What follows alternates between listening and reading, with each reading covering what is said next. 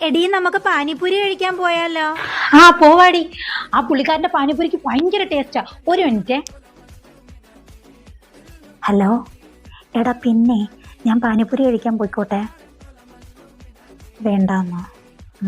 ശരി ശരി. എടി ഞാൻ വരുന്നില്ല, നിങ്ങൾ പോയിട്ട് വാ.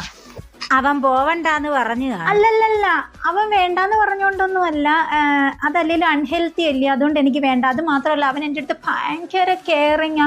ഞാനിങ്ങനെ അൺഹെൽത്തി ആയിട്ടുള്ള സാധനങ്ങളൊന്നും കഴിക്കുന്ന അവന് ഇഷ്ടമല്ല. അതുകൊണ്ടാണ്, അല്ലാതെ അവൻ എന്നെ വിശ്വാസം ഇല്ലാത്തതുകൊണ്ടോ അങ്ങനൊന്നുമല്ല. ഇല്ലടി ഇല്ലില്ല. നിൽക്കുക ഒരു മിനിറ്റ്. ഹലോ, ആടാ, ഞാൻ പറഞ്ഞില്ലായിരുന്നോ ഞാൻ ഫ്രണ്ടിൻ്റെ വീട്ടിൽ വരുമെന്ന്?